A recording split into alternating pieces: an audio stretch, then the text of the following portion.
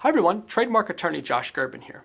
If you operate a business outside of the United States and are thinking about filing a trademark here in the US, there can be some very good reasons to use a local US trademark attorney as opposed to filing through the Madrid Protocol. And here are my top two. The first is that you can get your trademark registered a lot faster if you use a US attorney. And the second is that it can cost a lot less if you use a US attorney. Now let me explain why. The application process when filing directly through a US attorney is much faster than when filing through the Madrid Protocol. This is because when you file through the Madrid Protocol, it has to go through a series of loops in different places before it actually gets examined by a US government examiner. If you file directly, your application will be examined within 4 months and can be registered in as little as 8 months. In most cases, a Madrid Protocol application will take a year or longer.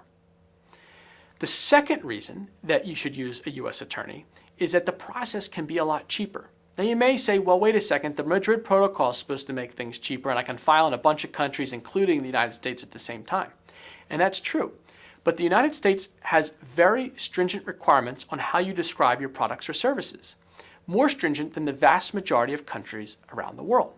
So what tends to happen is that somebody from overseas files an application through the Madrid Protocol and they list their products or services very broadly, or there's a super long list, and they'll get an initial refusal because A, the language isn't correct under US law, and B, because they went so broad, they're now conflicting with some other trademark that already exists.